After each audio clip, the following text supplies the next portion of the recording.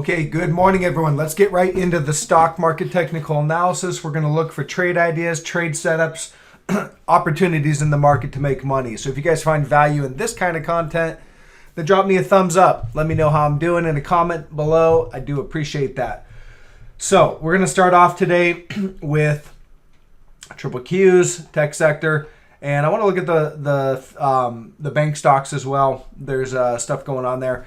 So a couple things I'm seeing. All right, this is the hourly chart, so we're looking at kind of a shorter time frame. We've got this pattern. I can't look past it. We have this bullish falling wedge pattern now. You can see right there. I've got kind of several tags of it. There's one, there's another right there. So we've got this bullish falling wedge pattern. And on the hourly chart, we do have bullish divergence on the RSI and on the PPO now. So this low that we recently just made is a divergent low with the bullish pattern. So it's hard to, it's a little tricky because I think there is the potential for us to crash here and now. We're not seeing it quite yet, but we do have a bullish setup now on triple Qs. We did previously have bullish divergence on the PPO right here. You can see it kind of looked like that right there. And the bullish divergence was right about here, but we burned through it on this drop right here. So that was pretty bearish, the fact that I saw that got taken out, but now they've got it again. So, it's to be aggressively short right here is definitely a higher risk. It's just higher risk, with the bullish setup. The other thing is when I flip to the daily chart, we've got the June lows, which are right about that 269-ish, 270. It's 269 basically is the June lows. We dipped below it on Friday, but today they basically popped it right back above there, and we're back above that support level. So again, they're really trying to hold this as a double bottom, kind of there and there. And you have that bullish setup on the hourly chart. So we could rally here, and I just want everyone to be open to it and aware that we could continue to rally. If we rally, so I mean, obviously the long-term downtrend line is right here. This is coming off the all-time highs, and we've got, that downtrend line to watch. So you obviously could rally all the way up there. That's potential. I don't think we'll get there. I think, the two scenarios I see is maybe we rally out of this wedge, and that would probably, the major target for the wedge is basically right about here. So we could rally up to about 291-ish, somewhere right in there. That'd be kind of your major target, depending on when you break out, actually. And so maybe not even that high, actually, now that I see that. We're probably not going to break out today. We could maybe roll this down like that. And so maybe we break out soon, and that would set us up to, about 291, maybe 285, somewhere right in there. Okay, so there's the potential rally, I think, that you could go to. And if you're going to break to the downside, we're probably going to just have a crash and flush out straight down to my target of 238. And that's the way I'm leaning. I'm leaning for the breakdown. We just kind of crash down. But I can't deny the bullish setup that I'm seeing on the hourly chart. Okay, the other thing that you'll want to watch is the interest rates. So TLT, this is kind of your long-term bonds. When I go to the daily, you can see we've got this downward channel right here, this downward price channel. We do have bullish divergence on the daily. So it looks like it's going to have a breakout sometime soon. We don't quite have it yet, but it looks like soon. When I look at the hourly chart, there it is, this downward channel here. Still holding that price resistance in the downward channel. So nothing's changed there. Now, when I look at the interest rates of like the 10-year, we do have, we do have a breakdown or a sell signal, which means the 10-year is starting to catch some buyers here. So that's a breakdown right there as of right now. So if the 10-year continues to fall, then that could be support, for triple Qs and the tech stocks. And flipping over to the daily chart, if the 10-year, we have that sell signal here on the daily. Now, if it sticks and we continue to, you want to see an impulsive breakdown. So far, there's kind of stepping in there. You want to see it really close, a nice red candle. but that would probably drop us down. We'll probably get a little reaction at the former highs right here, and we'll probably drop down there to about 3.5% basically on the interest rates. But we could go back down to this major trend line right down here and the 200-day. That line in the blue, if I look at the weekly chart and I roll out, that's your channel going all the way back to 1981, all right? So big price channel there. So we could easily come down and test that again. You can see we've tested it twice already. Or we could fail and head back lower, back into the channel. We could have a false breakout of the interest rates. And the weekly chart has negative divergence. So these highs are divergent highs. So I would say there's more probability we are going to actually have a false breakout, and interest rates are going to come back into the channel and likely head down to the bottom of the channel. Now, does that occur if the Fed pivots? I don't know. We'll see. But that's what the chart is set up to have a false breakout and continue lower. Okay, so just going back to Qs real quick. Again, there is bullish technicals with the bullish divergences on the hourly chart. We could get a rally. I'm still leaning to more downside, and I'm still leaning towards those targets of 238, 240-ish, somewhere right in there being hit on triple Qs before we get any kind of meaningful rally. If we get a rally here out of this pattern, likely going to stop about this 286 area. Okay, up 286 up to about 291.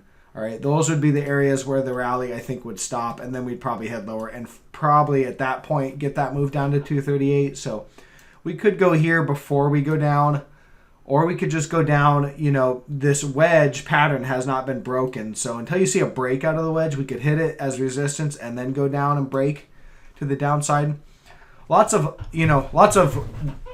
options, and I don't know exactly which one it's going to do. So we have to just kind of manage our risk and follow the price action at this point. And again, I have to pick sides on this channel just to give you guys my thoughts of where things are going. I think what's going to happen, I guess if I had to completely guess, I think we're going to stay within this bullish falling wedge, maybe rally to the resistance here today or tomorrow, get rejected, and then sell down. And I think we're probably going to break to the downside of this wedge, run down, hit that 238, and then snap back and recover. All right, that's kind of where I'm leaning. Okay, let's take a look at gold.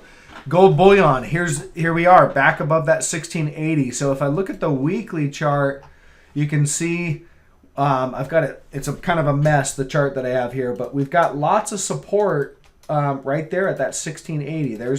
Look at all these weekly tags. I've got them all marked out, but lots of weekly reactions. Look, it was resistance right through there. Then it was support. I'm off. We had some reactions right in there. Then it was support.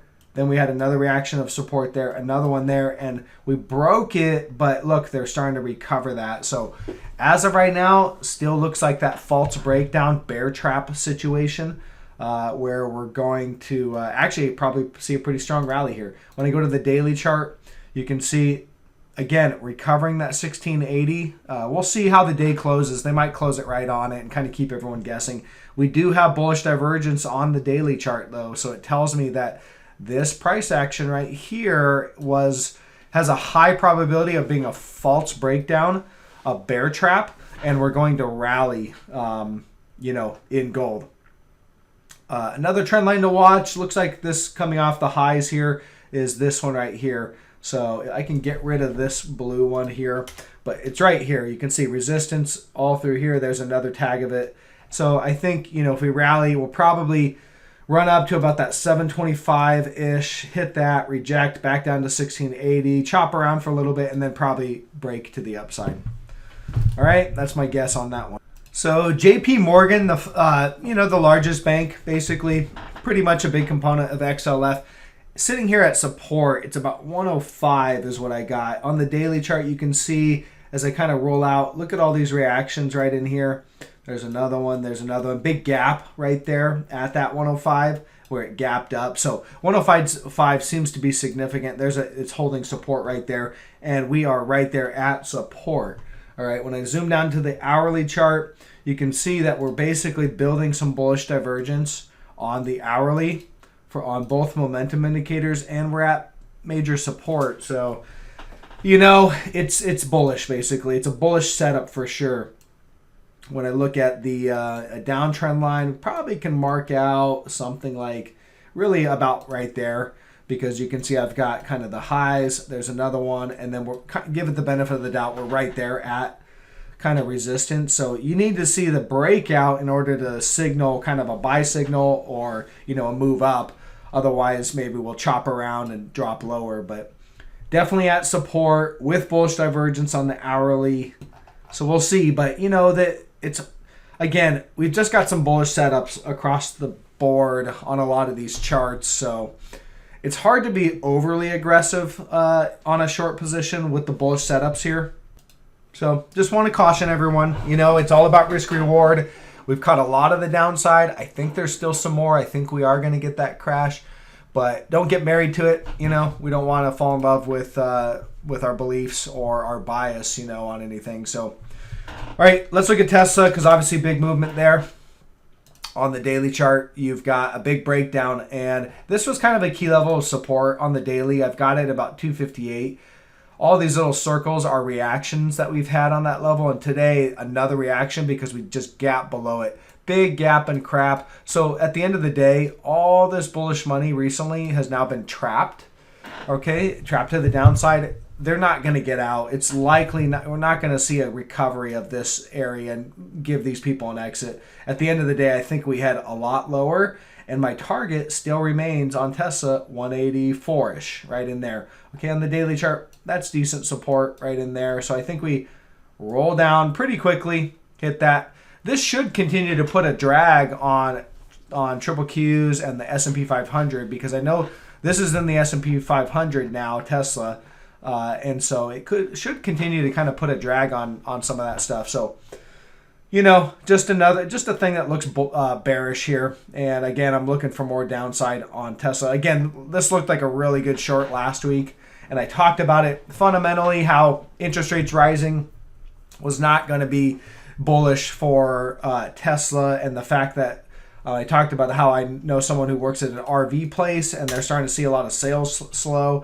Again, Tesla wasn't going to be just an outlier and all of a sudden they have good sales, but all the other auto manufacturers and RVs and everything, their sales are starting to slow. So there it is, starting to get priced in. We're down 9% today, and looks like there's just more downside. First Solar, I know a lot of people are in this one. Again, no change. All right, look what we've got going on. Since about September 9th, almost a month, we are just chopping around sideways. All right, we have negative divergence. So it tells me we're going to break, but it doesn't mean we can't continue to just kind of pop the highs, chop around. That can continue. So, if you can't stand the choppiness, then, maybe you just exit the trade.